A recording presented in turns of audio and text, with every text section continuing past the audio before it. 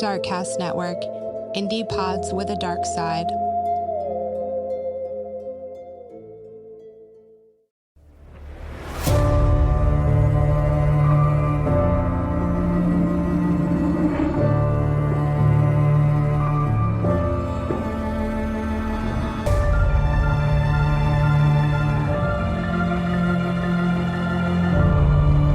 Hello and welcome back to Fuck That.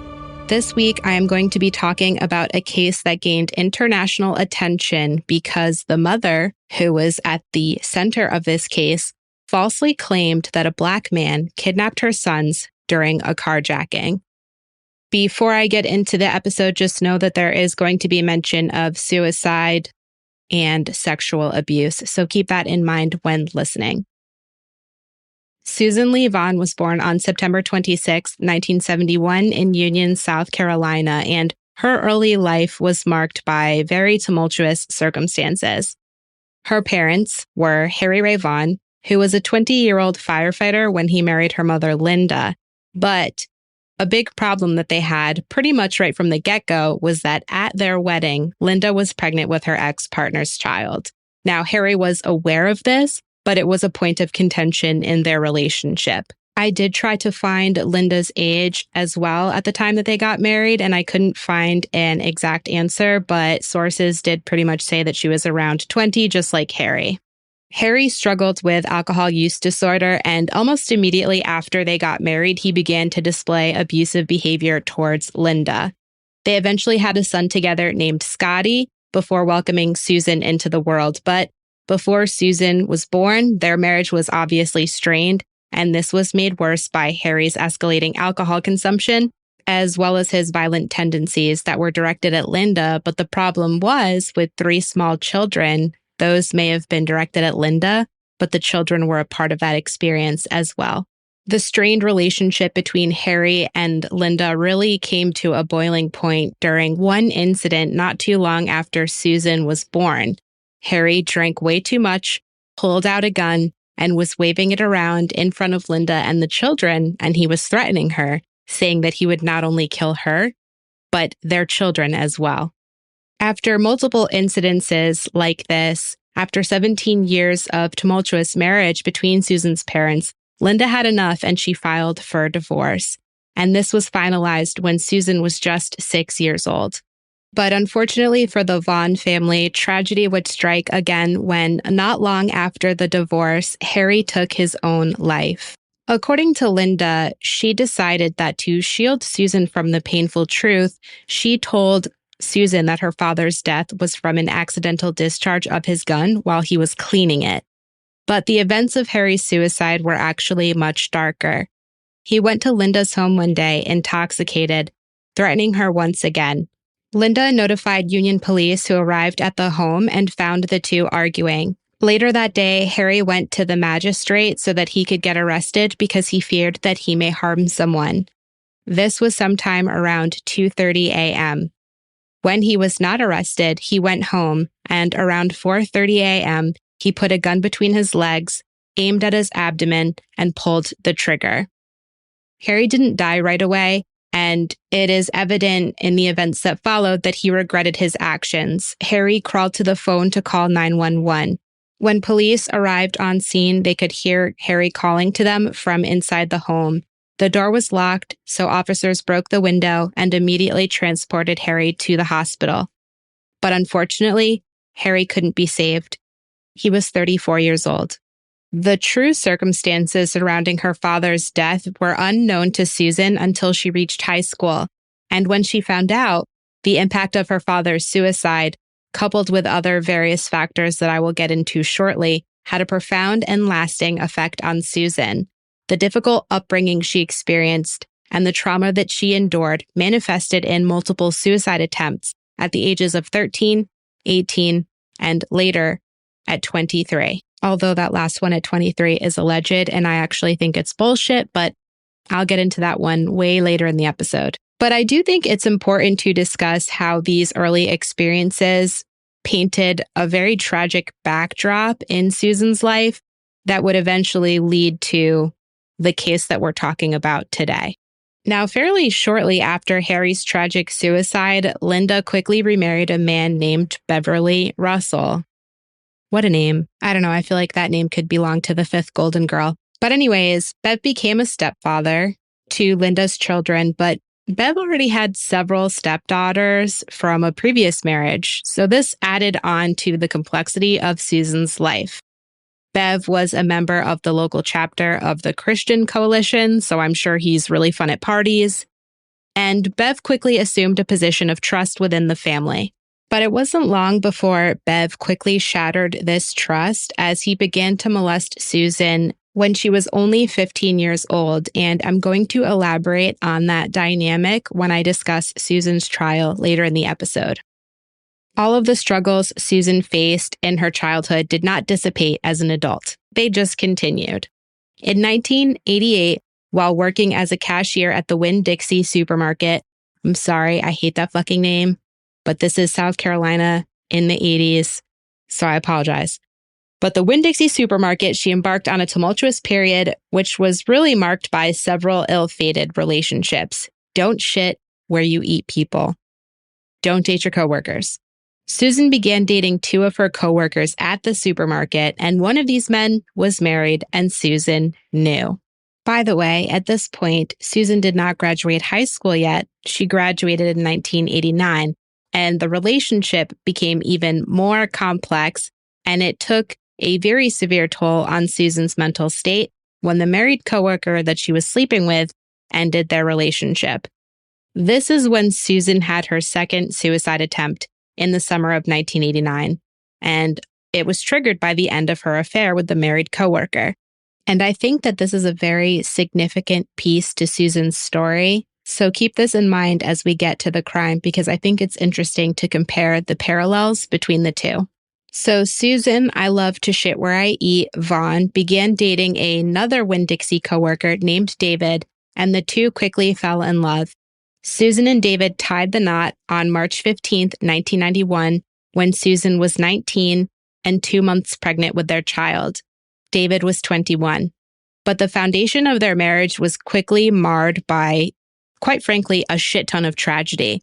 Just 11 days before their wedding, David's brother Danny passed away from complications from Crohn's disease. And this tragic loss was really just a snippet of what was to come. Right after Susan and David got married, the couple moved into David's great-grandmother's home, only to encounter further tragedy when David's father attempted suicide. These two back-to-back tragic events within the earliest days of their marriage signaled the turbulence that their relationship would encounter until its end. And the birth of their first son, Michael Daniel Smith, on October 10th, 1991, failed to stabilize their marriage. Side note, they gave him the middle name Daniel in honor of David's brother that passed away, and I thought I loved that. Susan returned to work at the supermarket with the really shitty name shortly after Michael's birth, with her husband as her supervisor, and this strained their dynamic even further. Just 2 days before their first wedding anniversary, Susan left with Michael and moved back to her mother's house.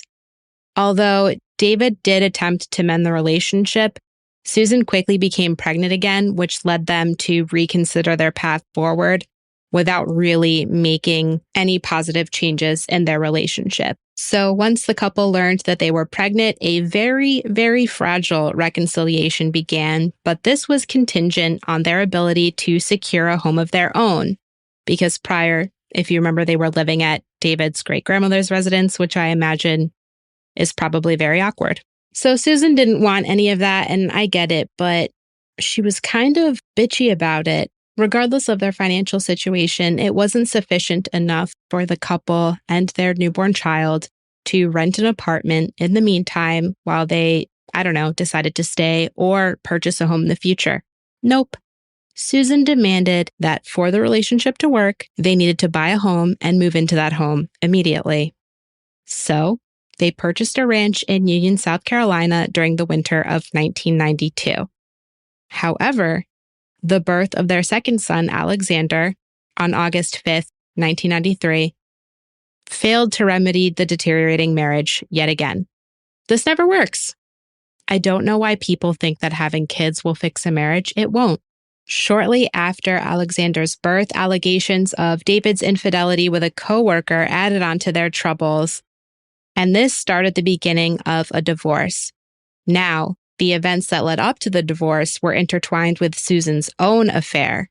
Now, at this point in the relationship, Susan got a new job working as an executive secretary for Conso Products Company, and she became involved, again, she loves to shit where she eats, with the 27-year-old son of her boss. Now, Susan, she fell in love quickly with Tom, but unfortunately, she became attached way too quickly, and this gave Tom the ick. In a significant blow to Susan's ego, yet again reminiscent of what happened to her after she graduated high school and dated a married coworker, Tom ended their relationship on October 18th, 1994. And the termination of their relationship came through a letter in which Tom not only expressed his decision to break up, but he also used somewhat derogatory language towards Susan, kind of, not really, but dancing around it, slut-shaming Susan for her involvement with married men.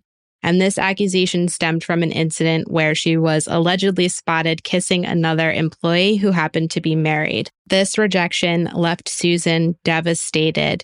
And all of these rejections that Susan faced, ending with this one, would end up culminating in a series of tragic events that would forever change everybody's life surrounding Susan.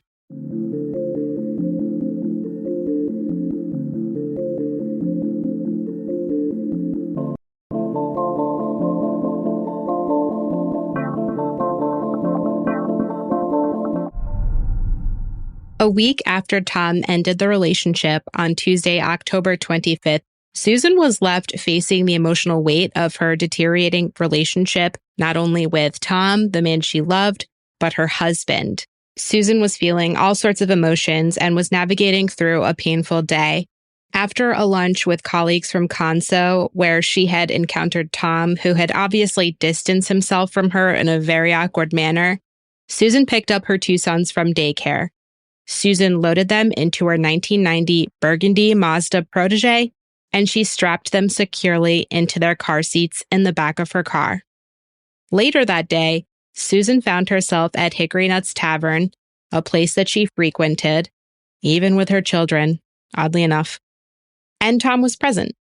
Susan made a very awkward attempt to mend their relationship in the middle of the bar, in front of everybody, but despite her efforts, Tom was not having any of it. There are some sources that say that Tom was so put off by Susan because she had allegedly told him that she slept with his father, the guy that ran the company. And it wasn't true, but she did that to get a rise out of Tom, to make him jealous and to get his attention. And this is really what put the final nail in the coffin in their relationship. But there are other sources that contradict that. Based on Susan's incredibly healthy history of her relationships with men, I'm inclined to probably believe it's true, but I can't confirm it. Either way, when Susan approached Tom at the bar, he was really bothered by it and didn't want anything to do with her. He wanted to completely remove himself from the situation. And this left Susan with an overwhelming sense of isolation and sadness. Susan later recalled that moment saying, quote, "I had never felt so sad and lonely in my entire life." As night fell on that Tuesday evening, Susan drove aimlessly around, trying to process her emotions. She eventually found herself on Highway 49, veering down a road that led to John D. Long Lake. Susan parked her car at the top of a boat ramp which spanned over 75 feet, and she sat there for a while, with her two young boys, Michael and Alex, sleeping soundly in their car seats. As the clock approached 9 p.m., Susan made a fateful but very intentional decision. Susan stepped out of the vehicle. She leaned back in to release the parking brake, and in an unimaginable act, Susan allowed her car, with her two children strapped in their car seats, roll into the water. Michael was 3, and Alex was 14 months old.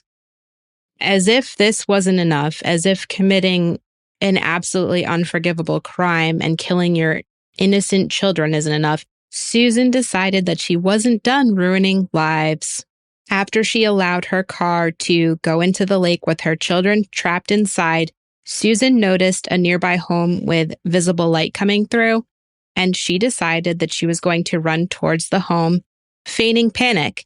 And while Susan sprinted towards the home, she began to concoct a fake story about what happened to her children along the way.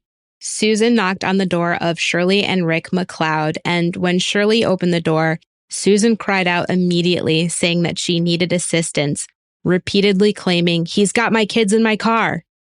This obviously prompted the McLeods to call 911, and while they awaited the arrival of authorities, Susan began to spin her bullshit story. Susan recounted that while she was stopped at a red light, a black man with a gun suddenly entered her car, ordering her to drive. Before I continue with what she said, I just want to take a second to acknowledge why she decided to say it was a black man. Susan knew that as a white woman, saying it was a black man would make it more believable. Just based on stereotypes, assumptions, and racism, she knew that that is something that people would buy. And that is fucking gross. Susan fucking sucks. Anyway, the fact that Susan decided to say that it was a black man was very intentional, and she said that while she was stopped at the red light, a black man with a gun suddenly entered her car and ordered her to drive. According to Susan, he instructed her to stop in the middle of John Long Road, which led to the lake, and demanded that she get out. When she questioned why she couldn't take her children, the man replied, "I don't have time," because that makes sense. Then Susan asked Shirley if she could call Bev. Remember her stepfather that was molesting her at 15? The first person that Susan called following the alleged kidnapping and carjacking was Bev. Then Susan called David, the father of her children, who was working a shift at the supermarket. As Susan spoke to authorities, the intentional murder of her sons took a dark turn as she began to fabricate this story to the police in an effort to divert attention away from her own actions. She reported her car as stolen and concocted this really elaborate tale involving this fictional carjacking by a black man who had allegedly also kidnapped her son. So subsequently, after Susan arrived at the police station, a nationwide BOLO, be on the lookout, was issued for a black man driving her 1990 Burgundy Mazda Protege with 2 preschool-aged boys in the back seat, and efforts to locate them included a sled helicopter patrol, which is the South Carolina Law Enforcement Division, of the nearby forest, and they did this using heat sensors, but unfortunately, it was only able to detect wildlife. Literally overnight, the alleged disappearance of Michael and Alex triggered an extensive and internationally renowned 9-day search that captivated not just the United States, but other countries as well. Susan's story garnered so much widespread attention and sympathy from people all across the world. The police let me take them, and he said no, he didn't have time because they were in car seats, and it was going to take time for me to get them out of the car seat. And he just told me, he said, "But I won't hurt them," and he just took off. But he had a gun, and my big thing is they were screaming, hollering, crying, and I'm just scared that he just lost his patience or something. Even though Susan was portraying a concerned and sad and desperate mother, it wasn't long until her act began to unravel. The events that unfolded at the McLeod's home and after left Susan's estranged husband, David, deeply unsettled. David and Susan decided to stay at her mother's home together while they searched for their 2 boys. David felt pretty much right out of the gate that something was amiss when Susan mentioned the possibility of Tom coming to see her at her mother's house. And when she did this, she urged David not to start a problem with Tom. David found it troubling that Susan's focus appeared to be on anything other than the fact that their 2 young boys were missing. But this was just the beginning of Susan's bizarre behaviors following the alleged disappearance of her 2 sons. On Wednesday, October 26th of 1994, reporter Gary Henderson of the Spartanburg Herald-Journal landed an exclusive interview with Susan. During the interview, as Susan recounted the alleged carjacking and kidnapping, Gary noted a very striking absence of any emotion or tears or anything that seemed genuine from Susan. Additionally, Gary thought it was bizarre that Susan would just leave her 2 children behind when the man demanded she get out without putting up any fight at all. These observations raised suspicions about the veracity of Susan's account, and law enforcement was up next to begin doubting Susan. Now, on that same day, David informed law enforcement that Susan was involved in an extramarital affair, which then intensified investigators' doubts about what she had said had happened. Following this revelation, the Union Sheriff's Department contacted a man named David Caldwell, who was the director of the Forensic Sciences Lab for the State Law Enforcement Division. Union sheriffs wanted to bring in Agent Caldwell to interview Susan, and he agreed and met with Susan later that day. During the interview, Susan recounted her version of events to Agent Caldwell. And thankfully, this bitch did not do a good job. When she recounted her version of events, it was sloppy.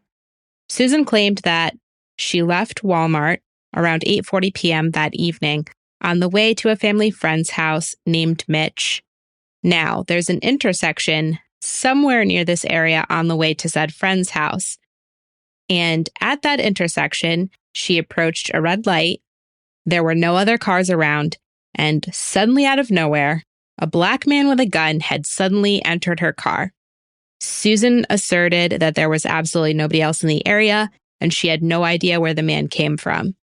After investigators looked into this, they found no evidence of Susan's car being in the Walmart parking lot that evening, and the family friend that she was supposed to visit stated that he was not expecting Susan to visit that night, and she never showed up.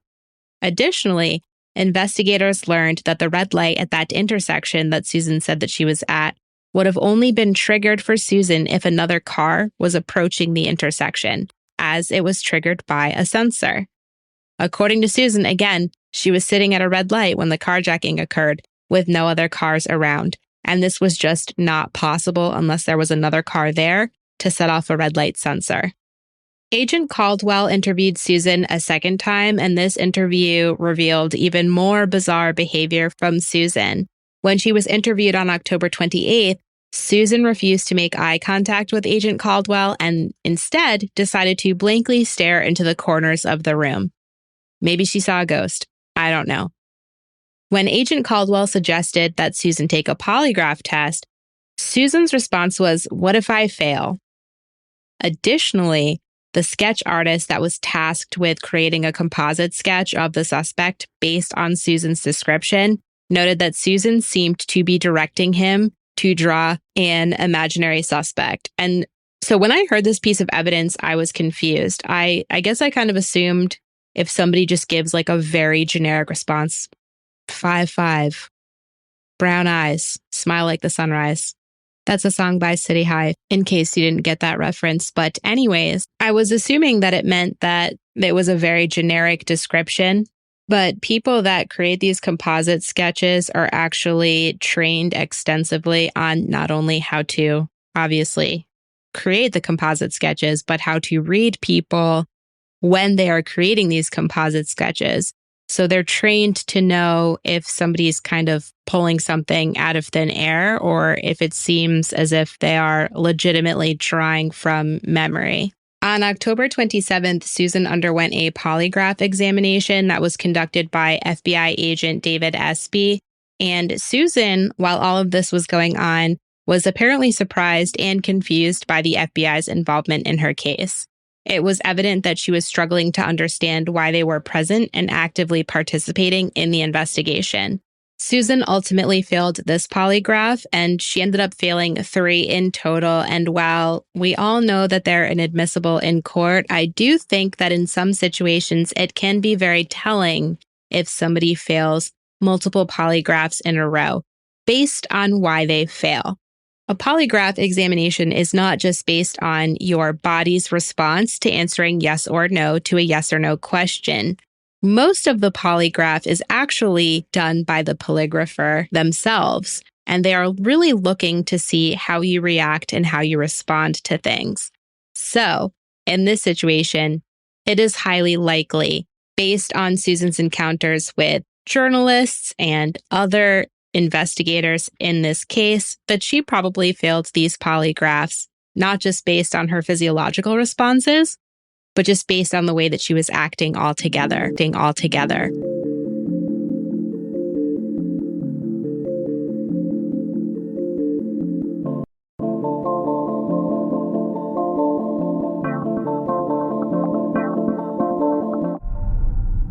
Later that day, Sheriff Wells of Union County Sheriff's Department held a press conference during which he announced that there were absolutely no suspects, including Susan herself, that had been ruled out during the investigation. And this statement highlighted the increasing skepticism surrounding Susan's account of what happened. And I also think it really sent her a strong message that they were on to her and that they were growing even more suspicious of what happened every day.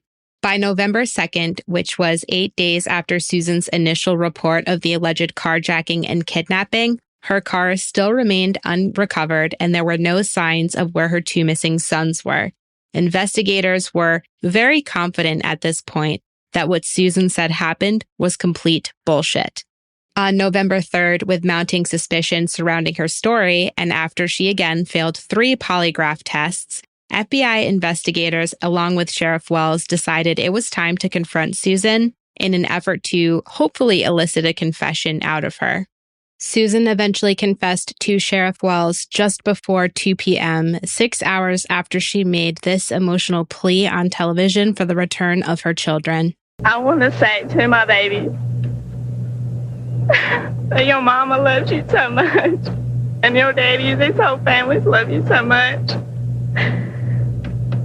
And you guys have got to be strong because you are, I just know, I just feel in my heart that you're okay. But you got to take care of each other.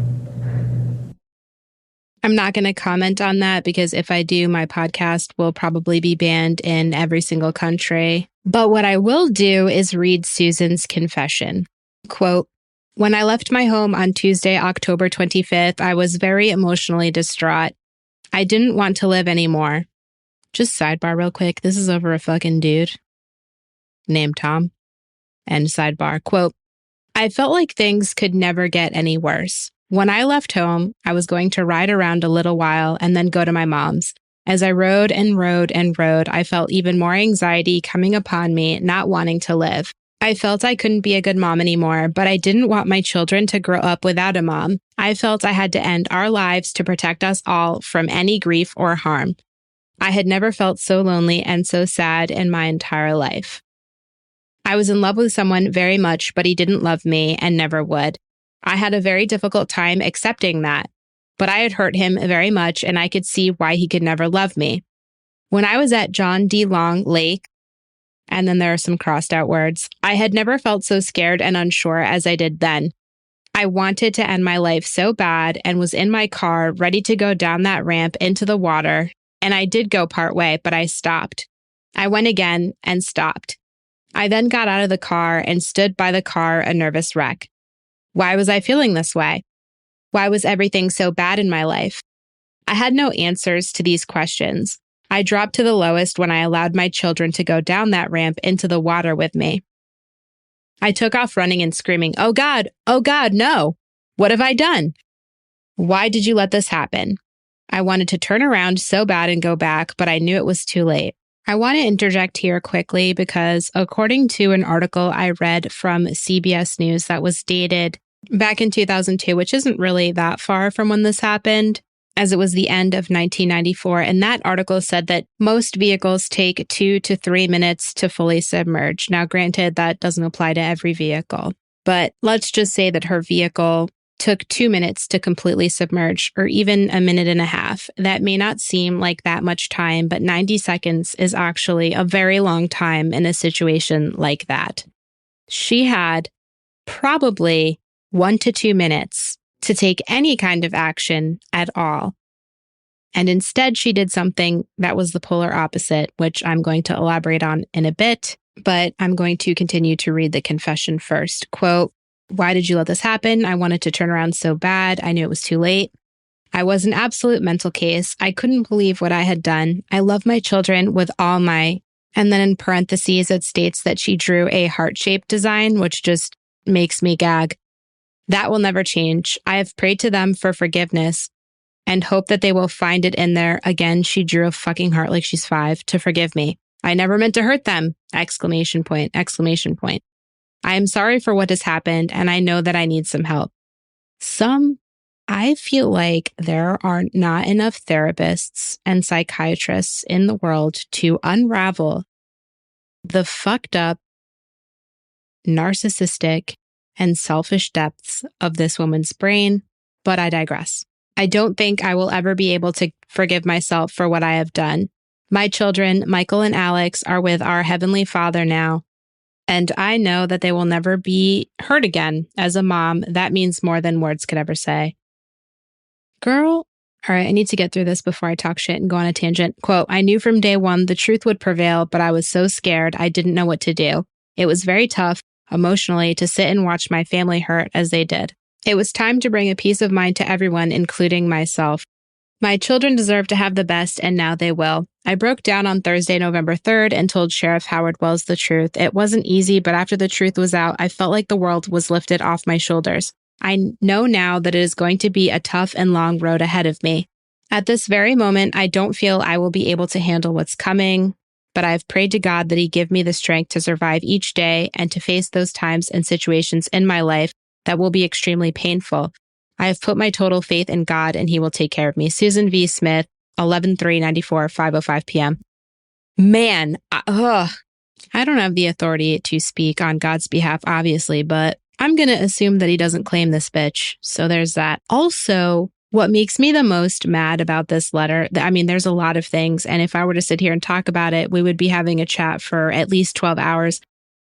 Not once in this fucking letter does she say, "Yes, I murdered my children. It was selfish and it was wrong." It's just a bunch of fucking excuses. And to me, that just makes it so much worse. It's obvious that she's lucid, she's coherent, she's not in she is tethered to reality, and yet she is so far up her own fucking ass that she really thinks that she's going to garner sympathy because she was upset about an affair and a guy ending it, which led her to killing her kids. I fucking can't with this bitch. Police shared the same sentiment that I do, thankfully, and they arrested Susan that same day on November 3rd for double murder. Susan asked for the death penalty. This irritates the shit out of me, so that she could, quote, "be reunited with her sons," end quote.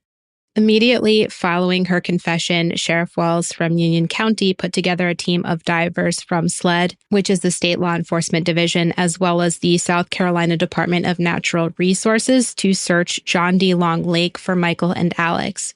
Susan's car was found within 6 minutes of the search, and after diving to the bottom of the lake around the car, divers were able to determine Michael and Alex were inside. Trigger warning here, this is really upsetting, but I think it's important to show how these crimes have a butterfly effect and affect, obviously, not only the people that are involved, but the people that are in the cases as well. So I say this not to upset you, but because I want to express the profound impact that this had on the community. But the divers were unable to determine, because the lake was murky, if Michael and Alex were inside. Ooh, I'm getting upset. So the divers were not able to see because the lake was so murky, and they wanted to be able to determine if the boys were inside. They wanted to rescue them. So they swam to the bottom of the lake to give them a better view, and the divers were able to see that one of the boys' hands was still up against the window of the car.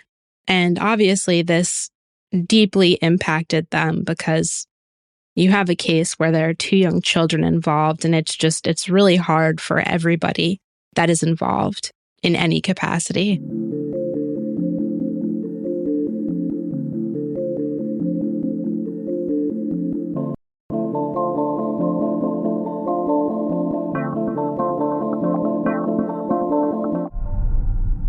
Before For a grueling 9 days, Susan maintained this ruse and captured the nation's attention as she appeared on television, tearfully imploring for the safe return of her children. All the while, she knew that her children were no longer alive and that she was the cause. For 9 fucking days. Next to her estranged husband at that, who had no idea what was going on. I don't know. To be able to do that, to be able to go in front of cameras and conduct interviews. She was interviewed by Katie Couric. And then your husband, your family. And she cried to Tom, her estranged lover. I mean, to me, I cannot, nor do I want to do the mental gymnastics that it requires to get to like the depravity that is this woman's fucking entire existence. But I think the contrast between her grief that she displayed outwardly, but the reality of her actions, I think it just really highlights how good she is at deception. And also just the total lack of remorse she had for her actions, because this is all intentional. Given Susan's lengthy history with trauma in life and the complexity of the case, it was obvious that the legal proceedings that followed her crimes were going to be complex and certainly not linear. Now, 2 months prior to the start of her trial, Susan and David's divorce was finalized on May 25th of 1995. Leading up to the trial, Circuit Court Judge William Howard ordered a mental evaluation of Susan, and this was prompted by indications from her defense attorneys that they were contemplating a plea of not guilty by reason of insanity or guilty but mentally ill. And this evaluation ultimately led to her defense psychiatrist diagnosing her with dependent personality disorder and major depression. If you're a regular listener, you know I love to get clinical, and I still have the DSM-5 from graduate school. So I'm just going to run through dependent personality disorder because I didn't really know what it was up until this case, and I figured you might find it interesting. If not, fuck it, whatever. It's pertinent to this case, so enjoy. According to the DSM-5, dependent personality disorder is a pervasive and excessive need to be taken care of that leads to submissive and clinging behavior and fears of separation, beginning by early adulthood and present in a variety of contexts, as indicated by 5 or more of the following. 1, difficulties making everyday decisions without an excessive amount of advice or reassurance from others. 2, need others to assume responsibility for most major areas of his or her life. 3, has difficulty expressing disagreement with others because of fear of loss or support or approval. 4, has difficulty initiating projects or doing things on his or her own. 5, goes to excessive lengths to obtain nurturance and support from others to the point of volunteering to do things that are unpleasant. Miss me with that shit. 6, feels uncomfortable or helpless when alone because of exaggerated fears of being unable to take care of himself or herself. 7, urgently seeks another relationship as a source of care and support when a close relationship ends. Ooh, I think that one's hitting the nail on the head with Susan. And 8, is unrealistically preoccupied with fears of being left to take care of himself or herself. Thank you for coming on that journey with me. I just like to kind of understand how things work on a deeper level. So hopefully you guys don't find all of this excessive bullshit to be annoying. But anyway, Susan was kept in solitary, rightfully so, on 24-hour suicide watch, which was monitored by closed circuit cameras. Her double murder trial began on July 17th, 1995, with David Bruck and Judy Clark serving as co-counsel for Susan. During their opening statement, Clark framed Susan as deeply troubled and plagued by severe depression. She sought to convey to the jury that this was not a case rooted in evil intentions. I disagree, but whatever. But rather one profoundly marked by despair and sadness. The defense's narrative posited that Susan had driven to the lake's edge with every intention of ending her own life and that of her 2 sons, but she somehow resisted this impulse due to her beliefs that those who commit suicide simply do not go to heaven. In contrast, the prosecution contended that Susan had deliberately murdered her children in a bid to embark on a new life with her former lover, Tom, before she gave him the ick. These conflicting narratives set the stage for a trial that would delve deep into Susan's really fucked up psyche, her motivations, and ultimately leave the jury with a difficult decision to make, as due to the nature of the crime and Susan's request, this was a death penalty trial. Several key witnesses took the stand during the trial, including her ex-lover Tom and her stepfather Bev. Bev's trial testimony revealed the sexual relationship between he and Susan that continued well into her marriage to David and possibly up until 6 months prior to when she murdered her children. Bev began molesting Susan when she was 15 years old. And I'm going to talk about the incident when it first occurred, and I'm going to be very brief and not detailed about it, but I'm going to give a trigger warning anyway. And I'm not getting into this to be salacious, but because I think it's very indicative of the psyche of both parties involved and kind of important to the trial.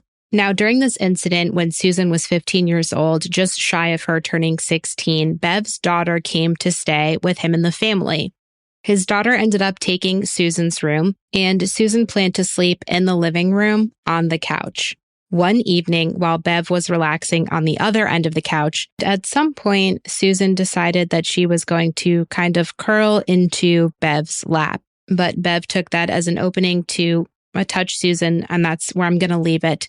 But what I found to be upsetting about this situation, obviously beyond what Susan endured due to her stepfather, Bev, was Susan decided to tell her mother years later on her own without really any necessity to do so that this happened, and she decided that she didn't want to stop anything because she wanted to see how far it would go. And I'm not including that information to negate what Susan went through or to place any blame on her at all, because Bev was the adult and she was the minor, and that is just absolutely a line you never cross. And quite frankly, he should be in jail for the rest of his life. But I think it's interesting to hear the way that she made sense of it in her brain, and I think it might give good insight as to what perhaps set her dynamic with men following that encounter.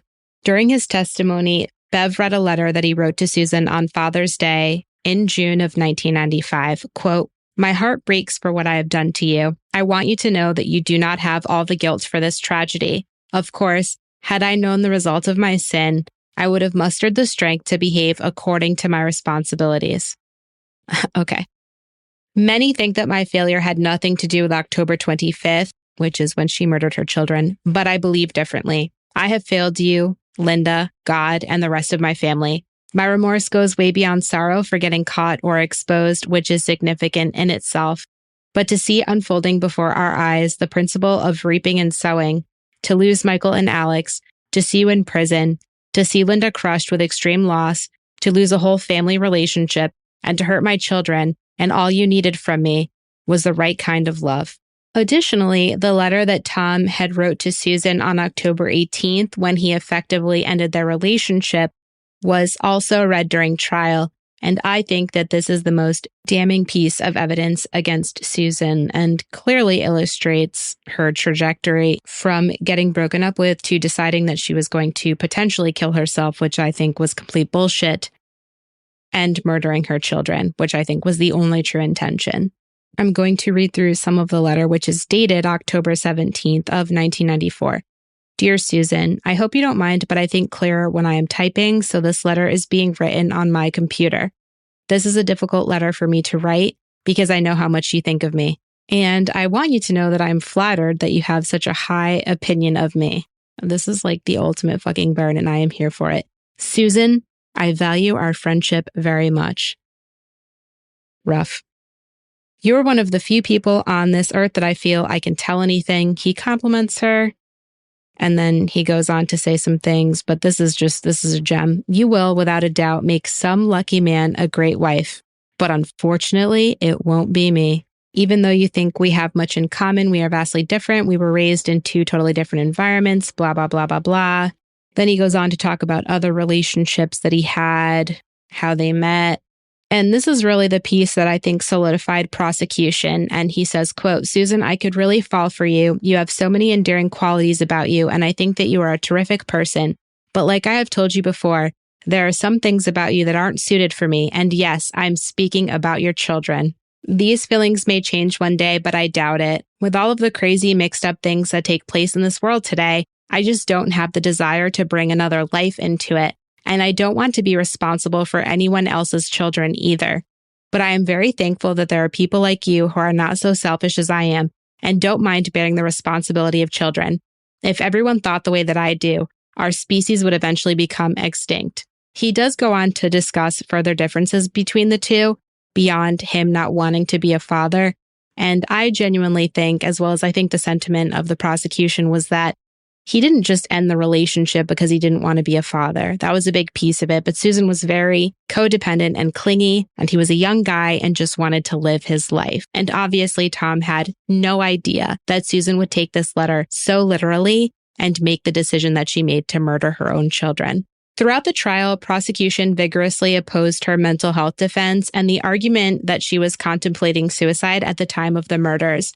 They presented evidence and arguments that completely contradicted the notion of her having any suicidal intent. One of the most compelling pieces of evidence presented by the prosecution was Susan's clear and concise behavior after she made the decision to drive the car into the lake. Instead of attempting to rescue her children or taking any actions to save them once she realized what she had done, Susan stated that she had backed away from the boat ramp while covering her ears, which suggested to investigators that she did this because she didn't want to hear her children crying in distress. This, coupled with the fact that she made up an allegation of somebody else kidnapping her children, as well as the fact that she never once tried to take her own life, was a central point for the prosecution to refute the suicide defense.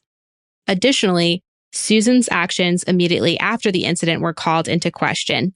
Instead of seeking help or attempting to retrieve her children, she ran to the McLeod residence and didn't ask them for their help in rescuing her children either. Instead, she created a false and, quite frankly, racist narrative. Ultimately, prosecution rested after dismantling the defense's arguments and sufficiently providing enough evidence that Susan likely decided to murder her children, fueled by her desire to be with Tom. On Saturday, July 22nd of 1995, the jury deliberated for a mere 2.5 hours before finding Susan guilty of murder and guilty of harboring malice against her 2 sons. During the penalty phase, which began on Monday, July 24th, lead prosecutor Tommy Pope fervently advocated for a death sentence. But ultimately, the jury decided against capital punishment and unanimously voted to give Susan a life sentence. The funeral for Michael and Alex was held at the Buffalo United Methodist Church on November 6, 1994.